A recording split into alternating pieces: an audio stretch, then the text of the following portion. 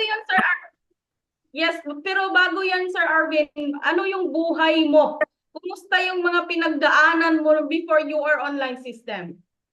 So, sa mga hindi pa po nakakakilala sa akin, no, lalong-lalo na sa mga first timer. Tama. So, background ko po is dati po ako gasoline boy, working student. Ayan. So, yung life ko before is napakahirap kasi bakit? Ako po mismo yung nagpapaaral sa sarili ko po kasi yung buhay po namin is hindi siya mayaman. Dito yung mayaman, ito yung pinakamayaman, ito yung mahirap, ito yung medyo mahirap at ito yung pinakamahirap. So nasa pangalawang linya kami. Di ba? Kasi yung papa ko po is driver and yung mama ko is housewife. And ayan, tatlo kaming magkakapatid. Ako yung bunso. So ayun, sa magandang yung dalawa kong kapatid nakapagtapos naman po sila ng pag-aaral pero nakita ko kasi nakita ko yung hirap ng pinagdaanan ng mga magulang ko kaya nakapag-decide ako na ako yung magpapaaral sa sarili ko. Ayan. So sa kagandahan na hindi ko po naitawid yung pag-aaral kasi nga ako din mismo hirap. Tama? Kasi yung sinasahod ko po as a gasoline boy is talagang kulang na kulang kasi may bisyo pa, sigarilyo, inom. Kasi grabe yung bisyo dati. Sugarol pa, di ba? Kaya doon pa lang. So yun talaga yung ano ko na before. So kaya walang natitira sa sahod. Kaya sabi ko, napakahirap ng buhay na ganito, di ba? Sabi ko, yung tita ko, yung mga pinsan ko, yung mga kamag-anak ko, okay naman yung ano nila, yung mga professional naman sila, mga teacher, mga ano, pero nakikita ko, wala pa rin namang nagbabago eh. Sabi ko, gusto kong maging police before. Ayan, Wow. maging police before. Dati yon, ngayon, negosyo.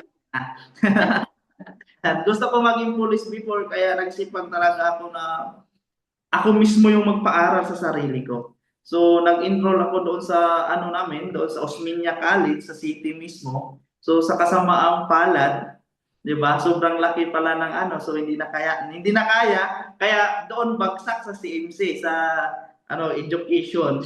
Kaya ayun, hindi pa rin pinalad kasi bakit? Sobrang So nag-try ka mag-aral ng teacher, Sir Arvin? yes, 2 weeks.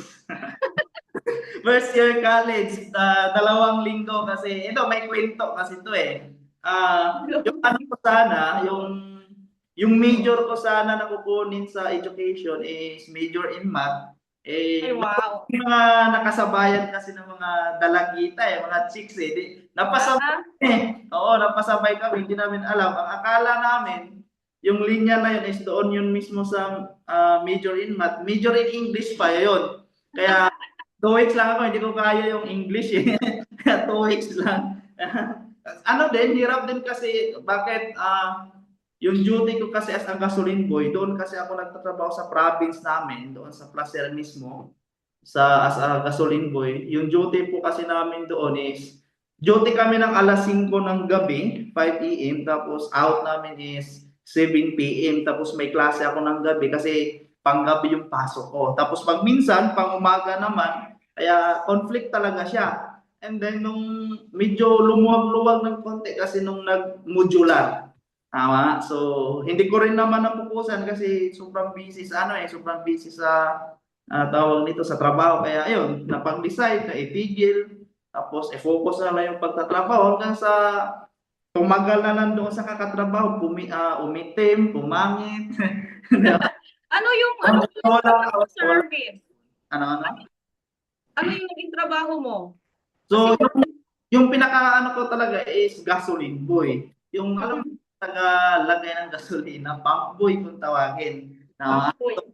grabe, sobrang init kasi pag sobrang init, mainit na sa baba, mainit pa sa taas, mainit pa sa gitna, para kang bibingka na niluluto, di ba? So, talagang sobrang tagal ko doon, napakalaki ng sahod ko doon everyday kasi 150 lang naman kami per day doon, pero grabe yung duty. Diba? So, ibig sabihin, 4,500 yung sinasahod ko per month. Napakalaki na nun para sa akin. Para sa akin. Awa? So, nung nagbigay-bigay sa family doon, sabi ko, grabe, napakaliit lang pala talaga ng 4,500. At ito yung naalala ko before, tuwing nanghihingi ako ng pera doon sa parents ko, lagi yung sinasabi, sa Bisaya pa. Sino ba mga Bisaya dito? Siguro marami naman, no? So, sabi niya pa, sa Bisaya pa, kahit daw, tawag rin, Ibton daw ang bulbul, wala ginay mo tingog. Manghingi ng pera, ano lang daw, bubunot lang para meron. Tapos kahit baliktar rin daw siya, eh wala talagang sinsilyo na tutunog. Kasi walang-wala nga eh. Doon ko po na mas na-realize dati kasi paghingian mo kasi, sabi kasi, lagi niya kasi sinasabi, sobrang hirap kitain ng pera. Kasi yung, alam mo naman pag binata eh, tapos sanay lang sa hingi-hingi. Diba? Hingi lang sa magulang, kung may gusto, hingi sa magulang, ganito, ganyan. So, hindi ko naranasan ang hirap pala kitain ng pera. Kaya yung lagi yung sinasabi na alam mo ang hirap kitain ng pera. So, kasi hindi ko pa naman kasi hindi pa naman ako nakapag-try magtrabaho. So, nung sinubukan kong mag-work, magtrabaho, so yun yung first trabaho ko, gasoline ko eh. So doon ko na naintindihan na sobrang hirap pala talaga kitain ng pera. Yun. So bago ako nakita yung negosyo to. Grabe po yung namin before kasi kahit isang tuka din talaga po kami. Wow. Nakitira lang din po kami sa bahay ng lolo ko. Actually, wala na din naman sila. So kami yung pumalit doon sa bahay nila. Actually, wala kasi kaming sariling bahay before. Kaya nakitira lang kami. Tapos sa isang bahay, 2 pamilya. Hinati lang yung bahay. Dito ka sa kaliwang side, kami dito sa kaliwang side. So, at least meron parang kaming tinirahan. Kasi sobrang hirap din talaga. Oo. Grabe, humble beginning talaga, Sir Arvin, no? So, yung mga panahon na yun, natuto ka ba or may pangarap ka ba or ano bang feeling mo that time na syempre yun lang yung kinikita mo, gusto mo mag-aral, hindi kaya. Tapos, ano yung mga dreams ng isang Arvin Ulaver before? Actually before, sobrang taas ng sobrang taas ng pangarap ko dati. Sabi ko, gusto ko yumaman. Siyempre, sabi nung hindi ko pa to nakita, kung mag-aaral ako ng mabuti kasi once na makapagtapos ako ng pag-aaral, maging maganda yung trabaho ko, kikita ako ng malaki, mai-provide ko yung mga pangangailangan ng magulang ko. Dati, nung hindi pa ako naka-experience magtrabaho, nung nag-aaral pa lang ako. Dumating yung time na nagkasakit yung papa ko, na hospital, tumastos ng malaki. So doon na po nagsimula yung lahat. Yung malaking pangarap dati nung nakapagtrabaho na-realize ko kung ganito yung sasahurin ko sa sinasahod ko. So paano ko makuha or paano ko matulungan yung parents ko at kung paano ako yumaman kung ganito lang naman yung sinasahod ko na sa akin palang kulang. So paano ko matulungan? Yun yung sinasabi ko sa sarili ko, paano ko sila matulungan na ganito yung sahod ko. Tapos kakilala ko, mga pinsan ko is mga professional. So sabi ko, gusto kong yumaman, pero gusto kong maging pulis. May mga kami ng pulis, may mga pinsan kami ng pulis, mga uncle, tito, pulis din, pero yung buhay nila ganun pa rin eh. Walang pinagbago. Kaya sabi ko, gusto kong maging ganito yung profession ko, pero magiging ganyan din yung buhay ko pa rin, walang pagbabago. Tama? Yun yung iniisip ko. Kaya sabi ko, sana mayroong opportunity na darating. Kasi sobrang taas ng pangarap ko before. So, hanggang sa nawala na lang ng pag-asa, na sinabi ko, hindi ko na siguro makukuha yung pangarap ko, hindi ko na siguro matutupad. Kasi nga, sobrang liit talaga ng sinasahod. Tapos hindi naman ako nakapagtapos ng pag-aaral kasi nga sabi, first year college nga lang ako, 2 linggo lang yung pinasok. So in short, lang talaga, senior high lang talaga. Di ba? Kasi 2 linggo lang ako pumasok eh. Kasi yun, sabi ko parang wala na siguro pag-asa na yumaman. Sabi ko, yayaman man, pero paano? Hindi ko alam.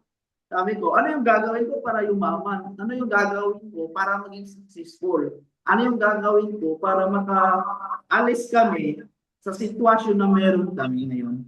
Wow. Pero, di ba, tama yung sabi mo, Sir Arvin, nang nakita mo yung sahod mo, ganun lang yung kinikita mo, ang liit. Paano yung, di ba, paano tayo yayaman dito? Pero minsan, yes nga, naghahanap tayo ng opportunity, pero tawag nito, minsan makakalimutan na sige na lang, okay na lang, makasurvive, no? Parang ganon. Kasi mostly talaga, maraming empleyadong ganyan sa ngayon na kung makahanap ng opportunity magpayaman sa akin, di okay, pero kung hindi, sige lang, dito muna. Ganyan. Pero paano mo na-discover yung your online system at paano ka na-convince to start up sa Ayun. programa? Ganito kasi yung pinakasimula eh. Bago kasi ako napunta sa community natin, bago may namit na po talaga ako before na negosyo. Mm.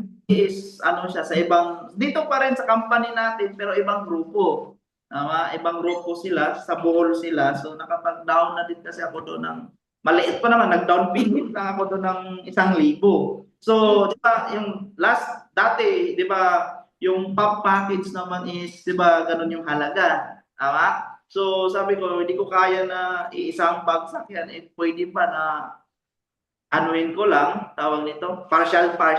Kasi nakita sa video na ganito, kumikita ng malaki. Ganito yung background, grade 4 lang yung natapos, tapos dahil sa negosyong ganito, kumita sila ng malaki, yumaman, naging successful. Iba't ibang background na di mo akalain na yumaman sila sa ganitong klaseng business. Kaya na-curious ako, sabi ko, gusto ko din yumaman. Gusto ko din yung nangyari sa buhay nila. Gusto ko din kung ano yung nangyari sa buhay nila. Gusto ko din na mangyari sa akin. Ang problema nga lang is, yun nga, yun yung problema, yung pang-capital. Kaya ginawa ko pang-partial. Hindi ko talaga siya natapos na buo. So, parang nawalan ako ng pag-asa kasi hindi ko talaga mabuo-buo yung pang-start up sa negosyo. So, parang nawalan ako ng pag-asa, hinayaan ko na lang yung pinartial ko doon, hinayaan ko na lang, parang nawawalan ako ng pag-asa na siguro hindi para sa akin yung ganyang opportunity, yung ganyang klaseng negosyo para maging successful ako. Sabi ko, bigyan mo ako ng sign. Isa din po ako sa nanghingi ng sign dati na kung talagang para sa akin yung negosyong ito, bigyan mo ako ng sign. So, and then nung pag-check ko sa message, doon sa message request, merong nag-request message eh. Merong nag-request message doon sa messenger ko. So, chinik ko. So, doon na, tawag dito, nag-add rin siya, tapos nag-message sa message request kasi yon. So, meron nang nagtanong. Tama? So, yung tao na yun, si Mentor Dindo. Ayan, siya yung tao na tumulong talaga sa akin dito sa negosyo natin. Oo, bago yun yung sinabi ko kanina, nanghingi ako ng sign. Na sana merong pagkakataon ulit, meron chance ulit na makita ko yung ganitong negosyo, yung ganitong opportunity. So nung nag-check, ito pa malupit, wala-wala pa yung signal kasi nakikonek lang ng wifi. So ayun, nung nakita ko yung message niya, nagtanong siya about sa ganitong business, sa ganitong opportunity, aware na ako. Talaga ako is aware and talagang gusto ko talagang gawin yung negosyo. So ayun, doon nag-start. So yung mas malupit pa, gagawin ko yung business full-time, pero yung problema is kulang yung pamasahe ko papunta dito. Tama? So yung pera ko lang is I think kung to be exact is 1,800. Yun yung pera ko na meron. Galing pa yan Masbate, yung biyahe. Pati to Laguna. So tapos yung pamasahe ng van kasi door to door pa yun before. So Door yung to door. ng van is van na door to door. So yung pamasahe nun is 2,500. So kulang, So kulang. So sabi sige, yan, iko mo na yung 1,800 mo na pamasahe, dagdagan ko na lang pagdating dito. And so yan, dinagdagan ito pa malupit, walang kain doon walang baon. Sa barko, walang kain kasi wala eh. Tapos yung 1.8 na yun, binawasan pa ng pang-sigarilyo. So nakulangan talaga. So sobrang hirap ng pinagdaanan ko before kasi nga naglakas loob lang ako na sumugal. Kasi nga bakit ako sumugal? Kasi yung malaki yung pangarap ko, mataas yung pangarap ko. Gusto ko talagang mabago yung buhay ko. Maiangat yung pamilya ko, matulungan sila. Kaya sumugal talaga ako. Sabi ko, patay na kung patay. Ha? Patay na kung patay. Sabi ko, ito na eh.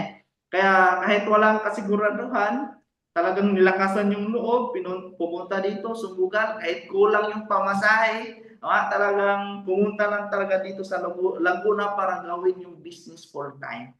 Wow. Kaya mabilis din po ako nakapag-decide doon kasi nga open-minded talaga ako sa negosyong to. Kasi nga mataas yung pangarap ko eh. Tapos hindi ko na inaasahan na yayaman ako sa pagiging empleyado. Kaya sabi ko, kung gusto ko na namang yumaman, edi magnegosyo ako.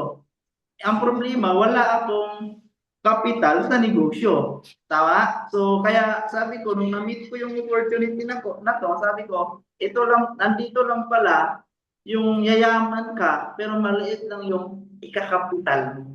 Kaya ayun, grinab ko, sumugal. Tapos, sinakripisyo lahat, sinacrifice ko lahat. And then, hanggang sa napunta na dito sa Laguna, hanggang sa ginawa na yung business.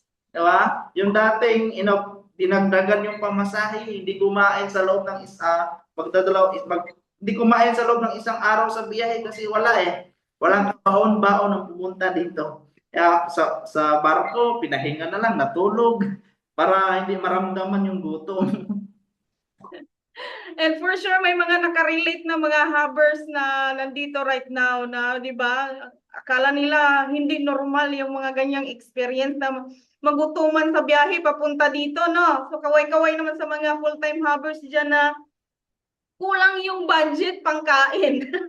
Pero at least nakarating pa din. Ang bless mo po, Sir Arvin, kasi syempre, marami ding mga kabataan na nandito right now, nanonood sa live natin at manonood pa na, di ba, ang aga mong nakita yung opportunity at ang aga mong nakapag-decide na sumubok na, di ba? Kaya ang sabi nga nila, kung ang success daw, depende daw kung gaano kahirap yung pinagdaanan mo sa buhay, kung gaano ka kagigil at kung gaano ka, di ba? Gusto mo nang magbago yung buhay. Yes. Yes, and grabe yan. Punta dito eh. Mm. Nag-away pa kami ni mama kasi hindi siya papayag na pupunta ako dito kasi nga hindi ko nga daw kakilala yung taong pupuntahan ko, baka ano daw, kidnapin, what else, yung mga Gawing bitchin. kukunan lang sa, kaya nag-away pa kami, so wala siyang magawa kasi wala na eh, decided na talaga ako eh, pinakausap Yes. ko sa tita ko na teacher, iyakan pa kami doon eh, kahit wala pa rin silang nagawa, kaya diretso na. Wow, grabe no. Isa din pala sa nakakatulong minsan yung pagiging matigas ang Yes. ulo. Diba? Kaya kung ano yung gusto ko, gagawin ko. Minsan maganda ding may magandang dulot din sa sarili. Anyways, yes, yun na yung pinagdaanan mo lahat-lahat, sinabi mo na sa amin. Kumusta naman yung siyempre, ano naman yung pinaka malaking pagbabago ng buhay mo mula nung nagsimula ka dito sa UR Online System? Tuloy, ito nung first ko siya, nung dumating na ako dito, naalala ko yung first na kinita ko dito is siguro nasa 8,000 pesos siguro yun. So, di ba, cheeky pa yun before. So, naalala ko before kasi walang-wala kami. And first time kong makahawak ng cheeky noon. So, kwento ko lang first time kong makahawak ng cheeky noon. So, nung pumunta kami sa office para i-claim yung cheeky, and then yung pagpunta namin sa PDO, duda pa ako kasi nga, paano mapalitan yung papel ng pira.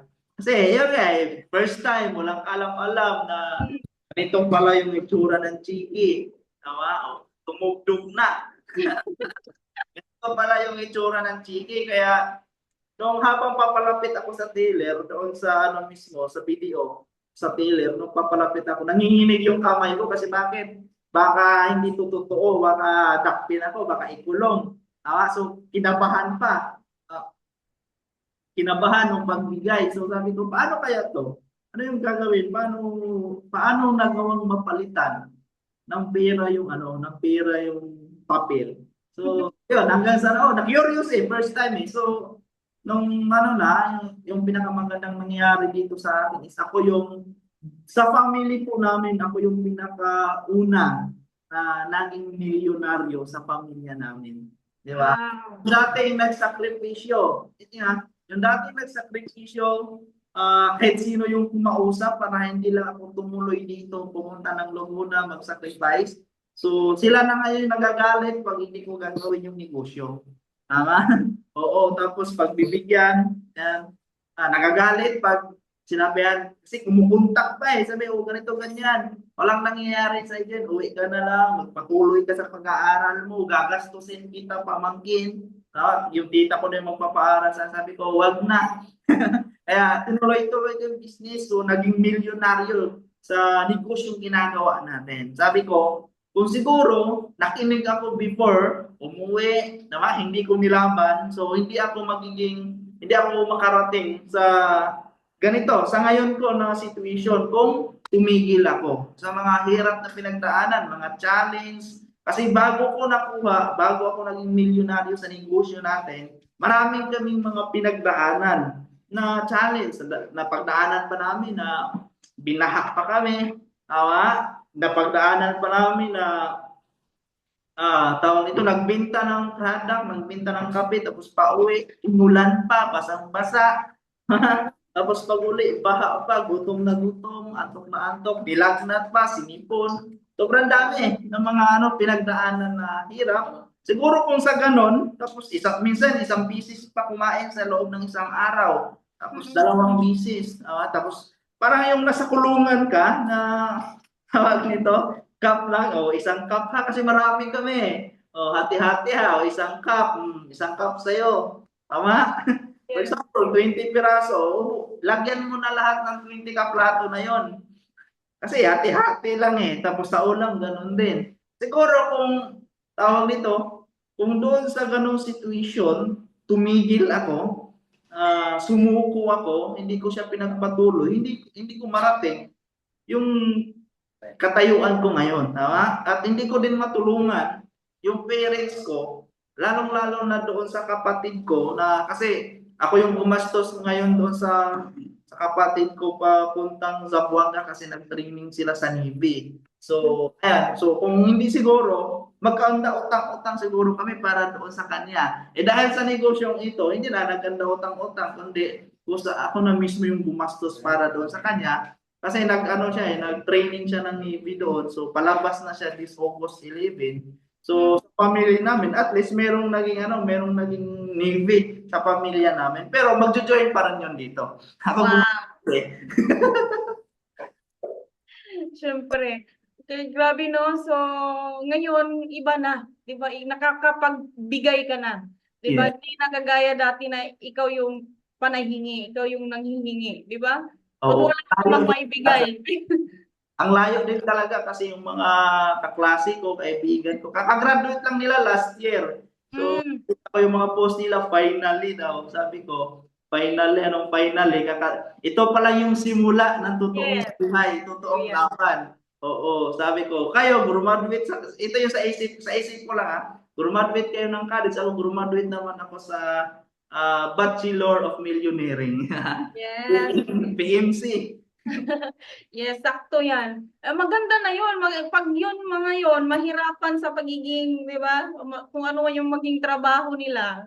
Sure na yan na that's the time na magkapagnilay-nilay na sa buhay. Kasi minsan kasi, yung mga hindi pa masyadong nahirapan sa pagiging empleyado, hindi pa na-experience kung gaano kahirap yung buhay kapag nasa labas ka, nagtatrabaho, lalong-lalo na ngayon, umuulan, madaling araw, umuulan, di ba? Umagang-umaga, umuulan, pero wala kang choice kundi pumasok ka, di ba? Mga ganyang moment sa life nila, saka na nila yan mapag-realize na ganun talaga ang buhay, di ba? So anyway, um, kung ayun na nga, napag-usapan na natin yung pagiging empleyado, para sa iyo ano yung difference ng employment kaysa dito sa ginagawa natin right now sa UR online system. Maraming mga part-timers na nandito nanonood, Sir Arvin. Ayun. Grabe, yung sa akin, mas kakaiba talaga kakaiba talaga yung negosyo natin dito eh. Kaysa ikumpara mo doon sa employment. Pero ito hindi naman ako against sa employment kasi Yes, galing tayo doon eh.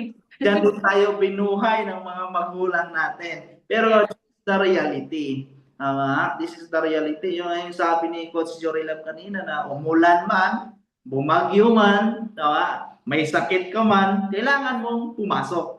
Diba? So, yun. And yung kagandahan sa negosyong ginagawa natin dito, bukod sa kumikita ka na ng malaki, nai-enjoy mo pa yung buhay.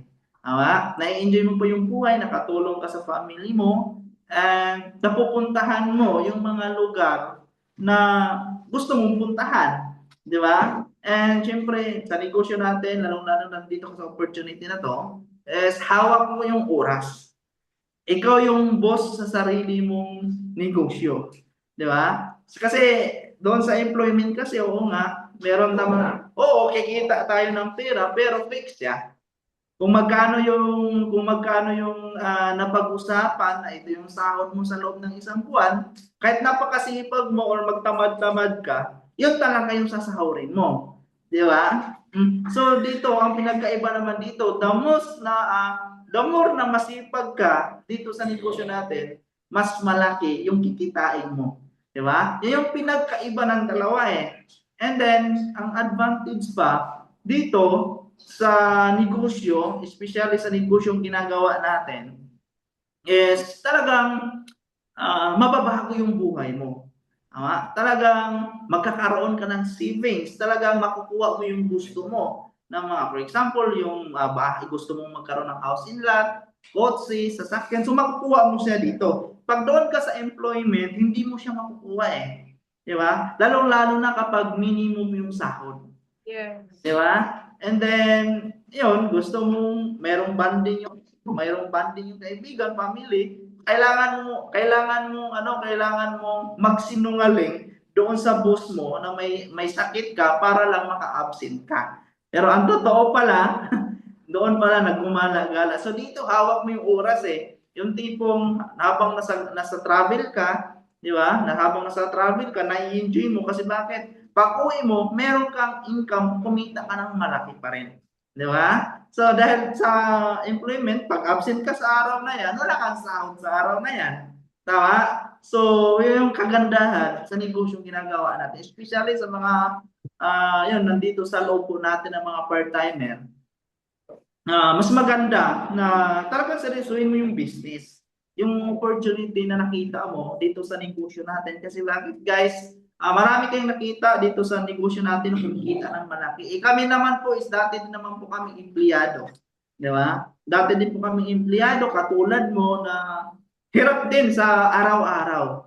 So nung mas pinili namin yung negosyong to, pinukusa namin, sineryoso namin yung negosyong to, kaya na-achieve namin yung result na meron kami ngayon.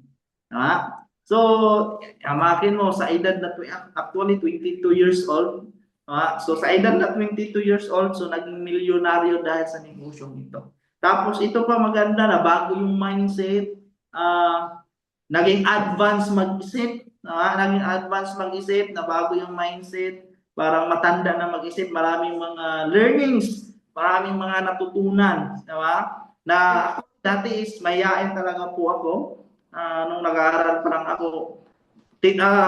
Marinig mo lang yung boses ko pag maapakan mo, magsabi ng aray.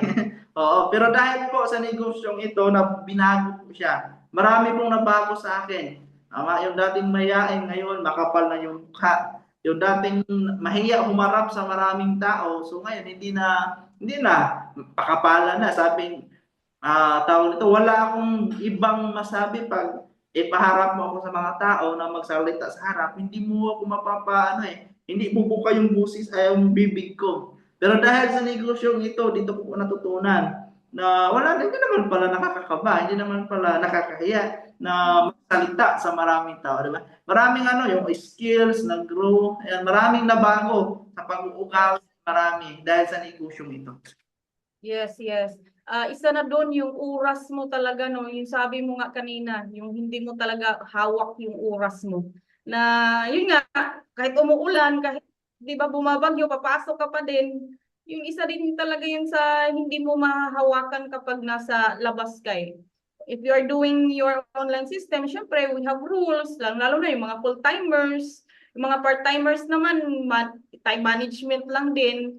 And isa pa doon is, syempre, yung income. Di ba, Yeah. Sir Arvin? Yung income, hindi mo kikitain yung 1 million mo sa, siguro kikitain mo siguro sa ano, sa pagiging empleyado, yun nga lang.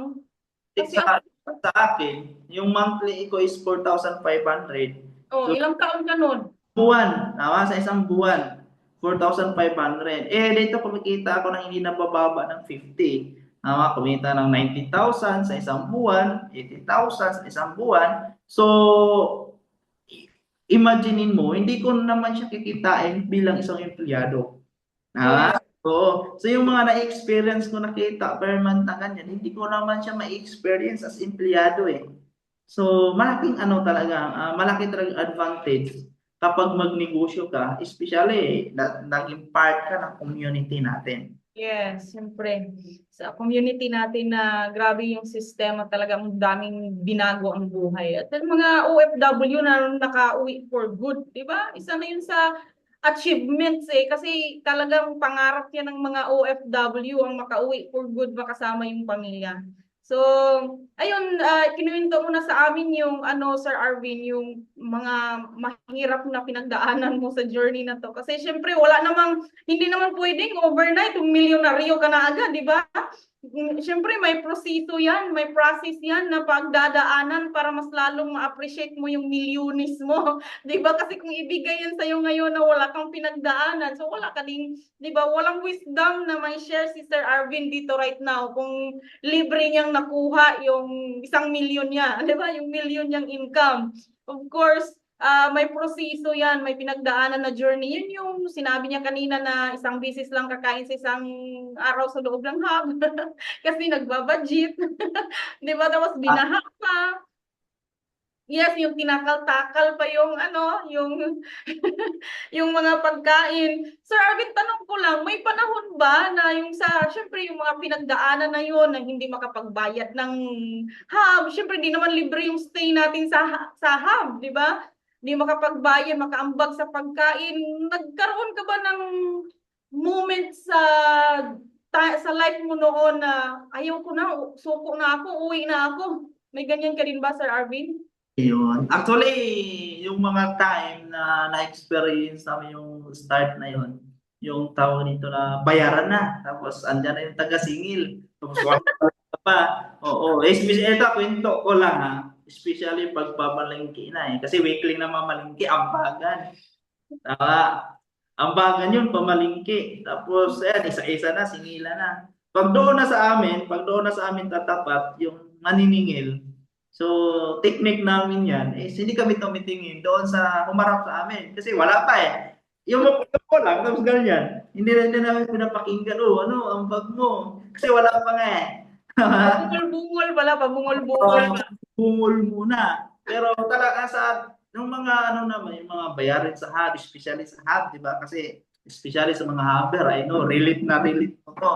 Tama na malapit na yung bayaran, tapos wala ka pang may pang-ambag kasi nga kakasimula mo pa lang sa negosyo natin. Tama kasi inaaral mo pa lang yung business natin. So walang-wala pa talaga. So actually dati yung mga na-experience namin yung ganun, talagang yung ginawa namin talaga is gumawa talaga kami ng paraan para lang makapag-ambag doon po sa bayaran namin doon sa ambagan. Oh, kasi dati uso pa yung pagbibenta ng product. Para makaambag kami doon sa pamalingki, doon sa hub mismo, is nagbebenta kami ng product para may maiambag lang kami. Hindi kami pumapayag na pagdating ng bayaran is hindi kami makabayad. Talagang pinost namin yung sarili namin na pagdating ng bayaran is hindi namin papahirapan yung maniningil.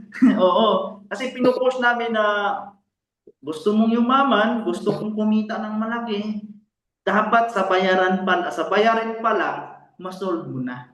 So, yun yung nasa mindset namin dati, ng mga kasabayan ko. Kasi, ito pa, daanan pa namin before, di ba, nag-UUC, nagsisigaw yun, namumulot pa ng upos ng sigarilyo sa daan eh, kasi walang-wala eh.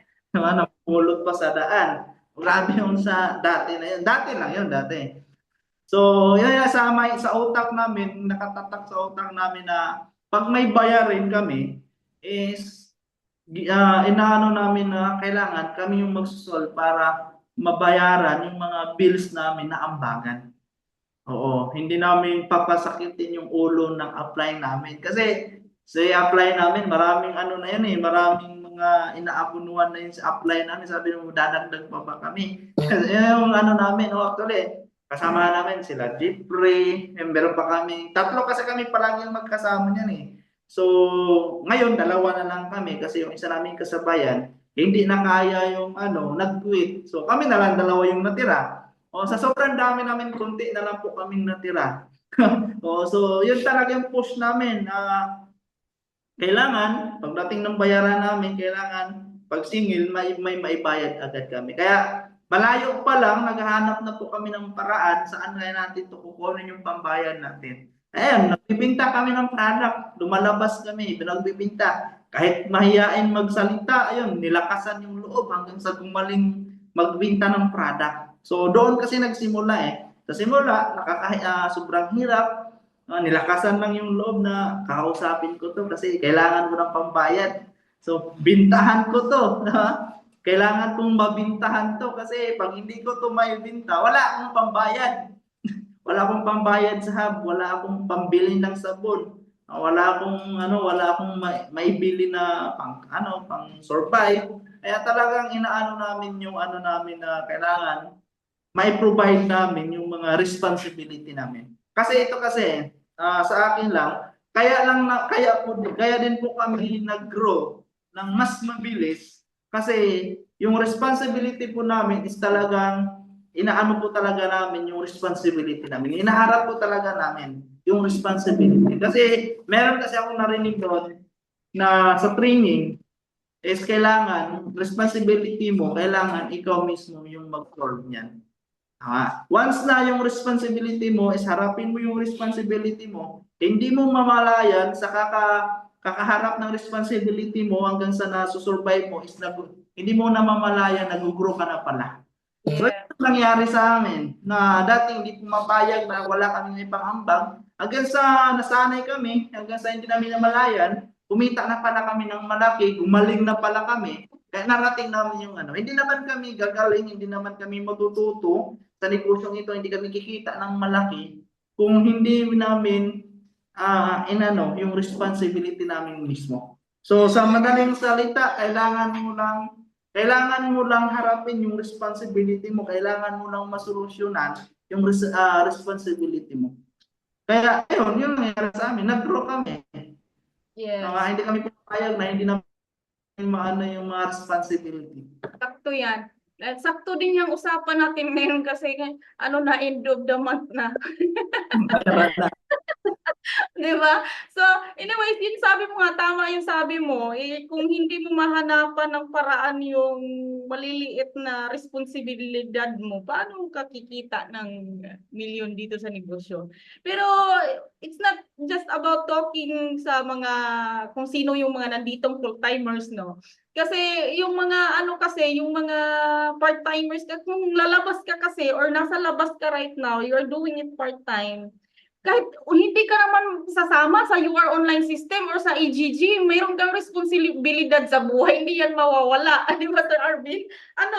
Consider ka na kapag, di ba, hindi ka nakakain, hindi ka magbabayad ng bills. It's normal. Kaya kahit saan ka, kahit tambay ka, may bayarin ka. Di ba? Tama po ba?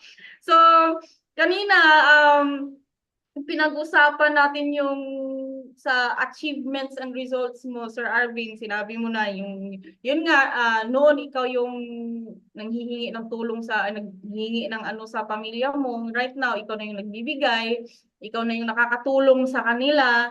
And syempre, yung sa about sa financial and all. Right now, Sir Arvin, ano yung sa result mo, ano yung sa lahat ng achievements mo, ano yung isa sa pinaka-proud ka right now? Yun.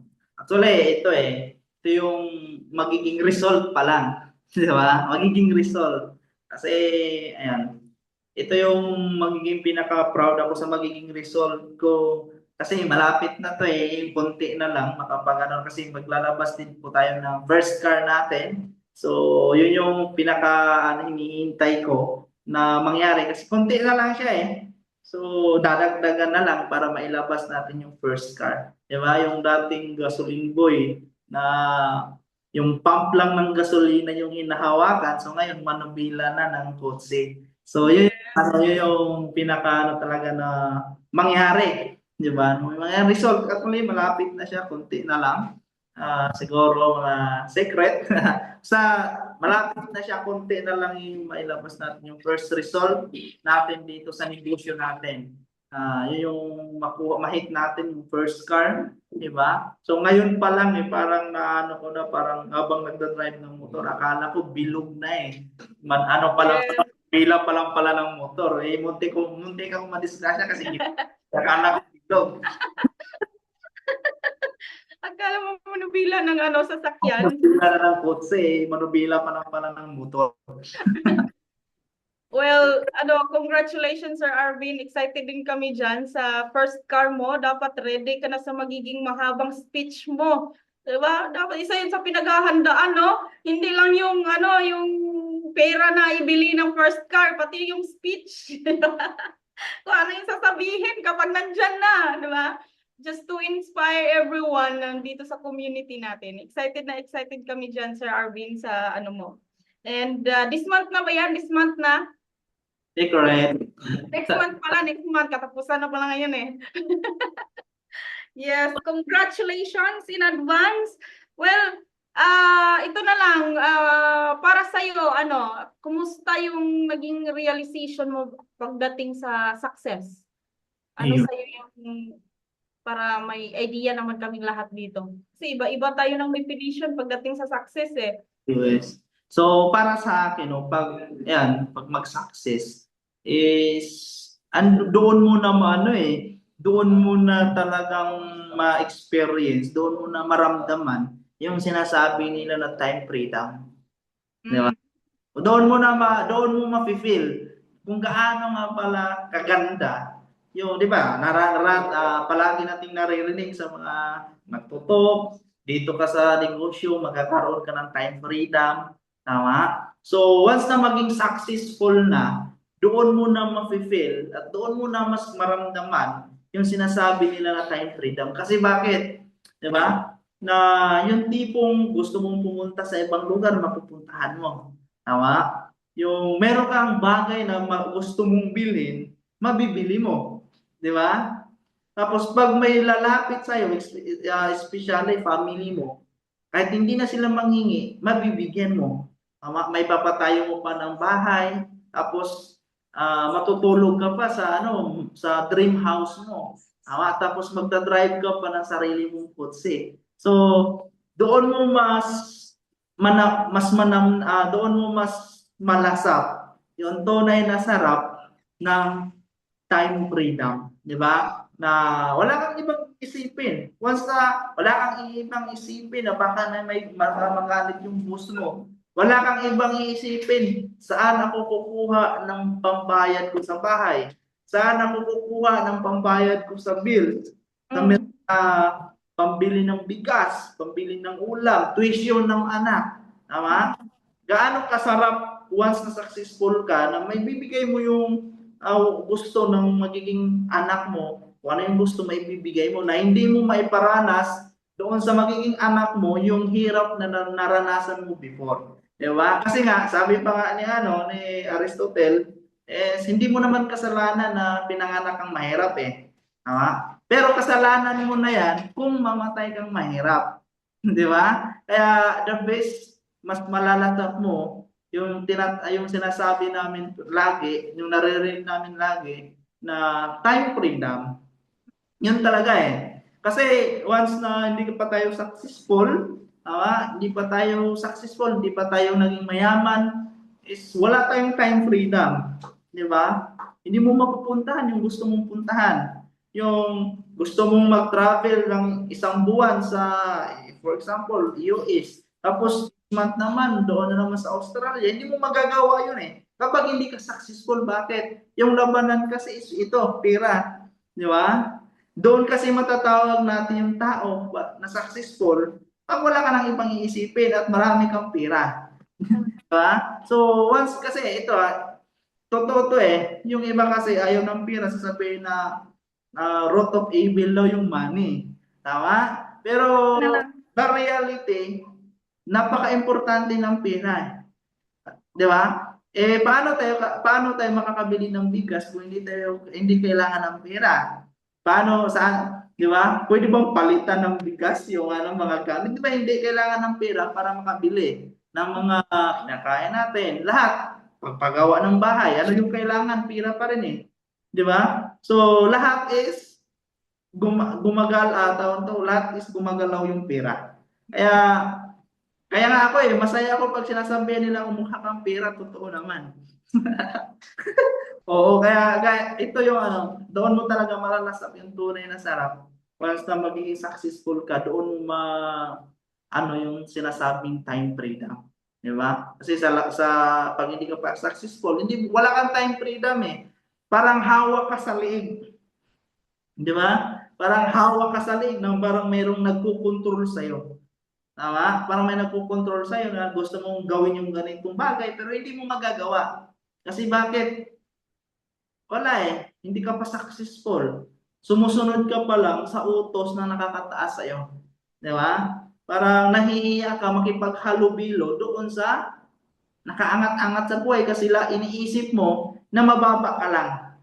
So, pero pag successful ka, lahat pwede mong makisamahan. Yung mga nasa mataas, kahit nasa baba, pwede mong makisamahan. Di ba? So, parang kang adjustable. And syempre, wala kang ibang iisipin. Yung yung magiging problema mo na lang kung paano mo gastusin yung pera. Ang sarap kaya sa pakiramdam no na pag darating yung time, ito sa lahat na nandito sa loob, especially sa nanonood sa live, sarap kaya siguro sa pakiramdam na darating yung tamang oras na magproblema ka na lang kung paano mo gastusin yung pera. Di ba? Yan na lang yung maging problema mo kung paano gastusin yung pera. Di ba? Napakasarap siguro nun na problemahin mo na lang kung paano ubusin yung pera eh. Di ba? Kaya ngayon pa lang, especially sa mga nagsisimula dito sa negosyo natin, nagsisimula pa lang sa business natin, tips ko lang is kailangan mo nang seryosohin yung business. Kasi pag darating na maging successful tayo, gusto naman natin ng time freedom, hindi naman natin makukuha yung time freedom kung hindi tayo maging successful. So kailangan maging successful tayo para magkaroon tayo ng time freedom. No? Yung mga gusto mong puntahan. Wala kang ibang wala kang ibang tawag ito, wala kang ibang problemahin. Tapos may yung tipong kasama mo pa yung family mo, pagtulog, pagising kasama mo, 'di ba? Masubaybayan mo pa yung paglaki ng mga anak mo kasi bakit? Hindi ka pumapasok everyday, 'di ba? Nasubaybayan mo yung paglaki, naaalagaan mo, andyan ka palagi sa tabi ng mga anak mo. So, yun yung hindi nagagawa ng na 'di ba, maraming mga na-experience dito, especially sa mga OFW natin pag kailangan ng anak yung magulang ang problema nasa ibang bansa, hindi for example, graduation, birthday. Tama? So, mahirap, 'di ba? So wala kang time freedom. Gusto mo sanang umuwi pero hindi mo magagawa kasi bakit hindi pa tapos Kontrata. yung kontrata. So, yun yung hindi magagawa ng pagiging time freedom kapag hindi ka pa successful. So, kaya yun yung sinabi na nandito ka na sa negosyo natin, actually, yung business natin is hindi po siya small business. This is a big business. Kasi company natin is a billion company. Guys, marami na pong yumaman dito. Marami nang naging successful na hindi na nila problema yung pera. Na yung mga gusto natin na mangyari sa atin, nangyari na po sa kanila. May time freedom na. Di ba? Yes, and may sistema sundan na lang. Yung ano, Sir Arvin, yan talaga yung pinaka-ultimate ano dream.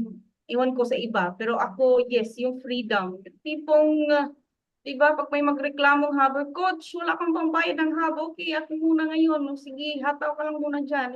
Ganyan ba, wala kang, 'di ba? Wala kang no problema. So, freedom, yun. Anyways, ano, tawag nito, may natutunan ba kayo sa mga pinagsasabi ni Sir Arvin? Ayan, comment naman kayo kung ano yung mga takeaways nyo dyan. Para, di ba, nakita ko sa mga audience, parang ano na,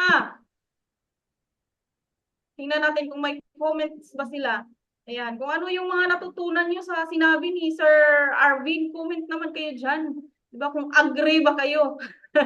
Di ba? So, ayun, so, ito Sir Arvin, kung makakausap mo ang sarili mo bago ka nagsimula, yung batang Arvin, bata ka pa naman ngayon, di ba? Di ba? Kung makausap mo siya, Sir Arvin, ano yung sasabihin mo sa kanya? Ayan. Ulit, Ha? pakiulit. Sabi ko, kung makakausap mo yung self mo, yung old self mo, bago ka naging part ng EGG, bago ka naging part ng Your Online System, yung, di ba, kung ano yung masasabi mo sa kanya, ano yung sasabihin mo sa kanya, ano yung gusto mong sabihin sa kanya? Actually, ano lang naman eh. Isa lang yung masasabi ko para sa dating ako. Yung Hmm. old me, English yun ah. Isa lang naman yung masasabi ko sa sarili ko sa dating ako eh. Salamat kasi naging matatag ka. Tama? Salamat kasi mas lumaban ka pa. Tama? Hindi ka sumuko. Tama? Tinatagan mo yung loob mo. Hindi ka sumuko. Lumaban ka. Hinarap mo lahat ng challenge. Talagang hinarap mo lahat. So, kung hindi mo hinarap yung mga pinagdaanan na hirap, sobrang hirap na pinagdaanan, kung hindi mo siya hinarap, hindi mo nilaban, kung sumuko ka, so wala ako sa ganito. Dahil lumaban ka, dahil hinarap mo lahat, dahil hindi ka sumuko, tinatagan mo yung loob mo, at naging mas nanalo sa'yo yung gusto mong mangyari sa buhay na maging successful ka, kikita ka ng malaki, matulungan mo yung family mo. Kaya yun yung naging abuno mo para mas tatagan mo yung loob mo. Kaya napunta ako sa sitwasyon na to. Uh, Yes, palakpakan naman natin si Sir Arvin. And sa lahat ng mga kabataan, yung mga full-time hubbers natin, mga kabataan na nanonood right now, or yung mga anak ng mga, di ba, mga kasing edad din natin, di ba? So, ano yung maging message mo sa kanila, Sir Arvin? Ayan. So sa lahat po na nandito, no, especially sa mga kaedaran, actually 14 years old pa lang ako eh. So may nuksa na. Diba? So sa lahat po na nandito sa loob, no, guys, nandito na lang din naman po kayo. Diba? Na-meet nyo na po yung opportunity na to, na-meet nyo na po yung negosyo natin, seryosohin nyo na. Diba? Kahit anuman yung hirap na pagdadaanan mo, kahit ano man yung mga pagsubok or challenge na haharapin mo, guys, isa lang talaga yung masasabi ko po sa'yo, huwag kang sumuko. Harapin mo lang siya. Harapin mo yung mga pagsubok na yan, harapin mo yung mga challenge na yan. Kasi bakit? The moment na harapin mo yan at masolusyonan mo yan at makalagpas ka dyan, guys, doon na marami kang matutunan doon sa mga pinagdaanan na yon. Marami kang matutunan, marami kang kasi ito eh, hindi kasi 'di ba, hindi magiging masarap yung journey mo kung wala kang hirap na pagdadaanan. Yes.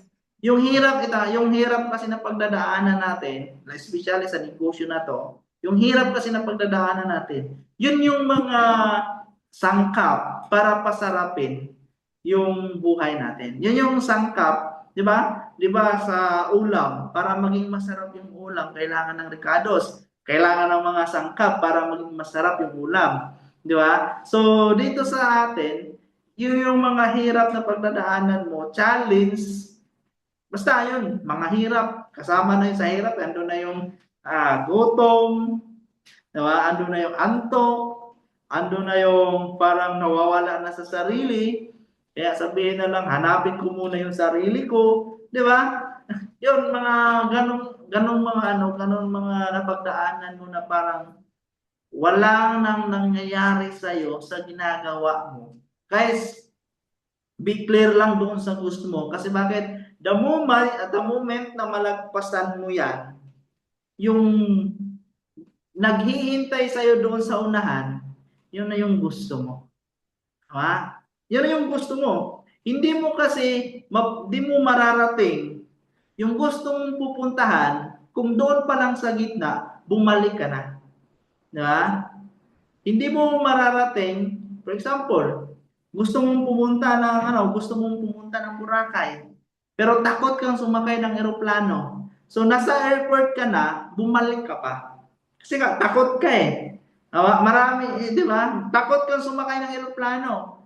So, paano ka makakapunta doon sa gusto mong puntahan, especially sa Boracay? Doon pa lang sa airport, takot ka nang sumakay ng eroplano. So, bumalik ka. So, ibig sabihin, hindi ka talaga makakapunta doon sa gusto mong puntahan. So, ganun din dito. Hindi ka po makakapunta doon sa gusto mong puntahan, hindi ka po magiging successful, hindi ka po kikita ng malaki, hindi ka po magiging milyonaryo sa negosyo natin kung doon pa lang sa mga hirap na pagdadaanan mo, doon sa mga pagsubok na kinakaharap mo, doon sa mga challenge na kinakalaban mo ngayon, kung tumigil ka at bumalik ka sa pagiging empleyado. So, hindi mo makukuha yung gusto mong makuha. Kasi I know naman na alam mo na wala talagang naging successful sa pagiging empleyado except sa nagnegosyo. Tama ba? Meron ba kayong nakita na empleyado na yumaman except sa nagnegosyo? Di ba wala? Lahat ng empleyado na yumaman is nagnegosyo. Guys, negosyo tayo. Nasa business tayo. Kahit nasa labas ka man, kahit tingnan mo can you imagine? Realize mo lang, kahit employment ka, kahit empleyado ka ngayon, diba marami ka pa rin namang mga challenge na pinagdadaanan? Marami ka pa rin namang mga pagsubok na pinagdadaanan. Tama, pero hindi ka sumuko, nilaban mo. Kaya, di ba? Nilabanan mo, hindi ka sumuko, kaya nasolusyonan yung problema na yan. Pero next may problema pa rin. Di ba? Kaya nasa labas ka pa lang, wala ka sa business world, nasa employment world ka, is yung mga challenge, hirap, is na-experience mo na. Problema, na-experience mo na. Pero nasusolusyonan naman, di ba? Kaya dito sa negosyo natin, yun pa rin yung ma-experience mo eh. Problema pa rin. Challenge pa rin yung harapin mo. Kaya dapat harapin mo siya at kailangan malagpasan para makapunta tayo sa gusto mong pupuntahan. Di ba? Kaya, wala yung same lang eh. Sa business world, sa employment world, di ba? May problem din naman. May challenge din naman. Tama? May hirap din naman. Pero bakit nalalagpasan mo? Tapos dito sa negosyo, nandito ka na sa negosyo, na-experience mo yung ganun, bakit ka sumuko? Bakit ka susuko? Bakit ka atras? Tama? Samantalang dito, nararanasan mo na din sa employment world. Wala ka pa sa business world. Di ba? So bakit dito sa negosyo, nasa business ka na, na-experience mo ganun, bakit aatras ka? Bakit babalik ka? Na pwede namang ituloy-tuloy mo hanggang sa malagpasan mo yan at hanggang sa darating yung tamang oras, gagaling ka hanggang sa makuha mo yung gusto mo. Hanggang sa maging milyonaryo ka, hanggang sa mahit mo yung first car mo, hanggang sa kikita ka na ng malaki, di ba? So, yun yung naghihintay sa'yo.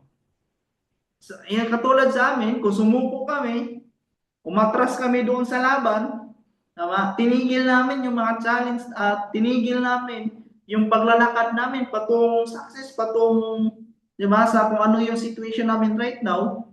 So, ano buhay namin? Kung umatras kami, at kung bumalik kami, ano yung buhay namin? So, balik sa dati.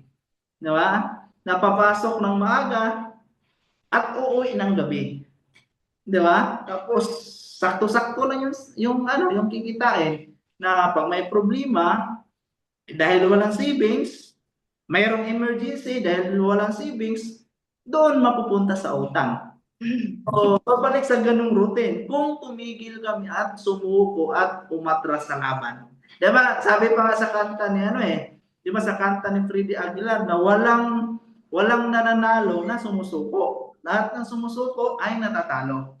Kung gusto Yes. mong manalo, huwag kang sumuko. Kung gusto mong manalo, huwag kang sumuko, kailangan mong lumaban para manalo ka. Ha? Yes, yes. Palakpakan naman natin si Sir Arvin doon sa mensahe niya sa lahat ng mga young people no out there. So thank you so much for that, Sir Arvin. Ito na lang, last one, yung magiging mensahe mo sa lahat ng mga OFWs na naghahanap din ng extra source of income. 'Di ba? Na nandito ngayon na for sure may mga pasilip-silip lang din yan dyan sa live natin na naghahanap din ng opportunity. Ano yung masasabi mo sa kanila? It's para dito sa maging part ng ating community. Sa mga sumisilip, message na kayo, search yung pangalan ko ha.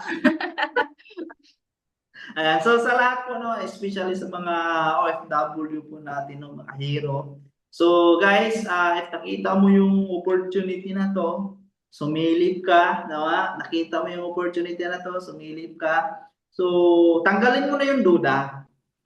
Kaya ka lang naman nahihirapan na mag-design kasi bakit andyan pa sa yung pagdududa. So, naiintindihan naman namin yung nararamdaman mo na nagdududa ka. Siguro, marami ka ng mga na-experience, na bad experience sa ganitong klaseng negosyo. Kaya, andun talaga yung duda. Pero guys, once na maging part ka dito sa community namin, once na maging part ka sa negosyo natin, dito sa community natin also, yung bad experience mo is hindi mo na yan ma-experience dito. Kasi bakit? Actually, marami tayong mga business partner ng mga OFW right now na nandito na kumikita part-time. Di ba? Nakatulad mo lang din po yan sila na merong mga bad experience na na-experience sa ganitong klaseng industry na negosyo dito sa industry na ginagalawan natin. So, ang ginawa niya, sumubok lang ulit, nilakasan ulit yung loob, sumugan ulit kasi bakit? Dahil sa pangarap at dahil sa kagustuhan na makauwi for good. I know, ikaw din mismo is gusto mo makapag for good, tama? Gusto mo makasama yung family mo, gusto mong umakyat sa stage ng anak mo kapag graduate na, sa graduation, gusto mong makasama yung anak mo sa pag-birthday niya, di ba? So, gusto mo talaga makasama yung family mo, guys, grab mo yung opportunity na to. Tama? So, mamili ka na dyan sa nandyan, kung sino yung gusto mong lapitan kung hindi ka para kapag-start. So, sa mga nandito naman sa loob ng mga ka-business partner natin ng mga OFW, so, sipagan mo lang. Tama? Sundin mo lang kung ano yung pinapagawa ng coach mo. Kasi bakit? Hindi naman yan ipapagawa sa'yo kung hindi para sa'yo. Tama? Hindi yan ipapagawa sa'yo kung para sa sarili niya. Kaya yan pinagawa sa'yo kasi bakit? Para kumita ka. Para magkaroon ka ng result, para pag-uwi mo ng Pilipinas, may resulta ka galing sa negosyo natin. So, kailangan, yun yung sinabi kanina, kailangan mo din gawin yung business natin kahit ilang oras lang, i-manage mo lang ng maayos yung oras mo. Kasi bakit? Part-time mo lang naman itong gagawin, hindi mo naman itong full-time na ginagawa. Kasi nga, full-time ka sa trabaho mo. Ibig sabihin, kung full-time ka sa trabaho mo, part-time mo lang siyang gagawin. I-manage mo lang yung oras. Di ba? So, kaya nagtataka kayo, may mga OFW, part-time ginagawa yung business na kumikita. Kasi yun po yung ginawa nila, minanage lang po nila yung oras nila at sinunod po nila kung ano yung sinasabi ng taong nag-guide po sa kanila. Kaya kumikita po sila doing this business. Di ba? So, ayun. Thank you so much, Sir Arvin. Ayan, palakpakan naman po natin si Sir Arvin sa kaniyang time, no, and effort na binigay sa atin tonight just to share his hustle journey. Paano niya narating yung ganong success, no? Paano nabago yung buhay niya? It's because of your online system. It's because of EGG. At saka kung paano siya napunta dito, paano siya nagdesisyon. 'Di ba? Natandaan niyo pa ba yung yung kwento niya? Nakikinig ba kayo? Ayan. So, sa mga kung hindi man nakahabol or hindi nakaabot yung mga clients ninyo, yung mga qualifiers ninyo, recorded po itong event na to. And syempre, naka-live po tayo mismo sa ating page. Pwede nyo po i-share sa kanila.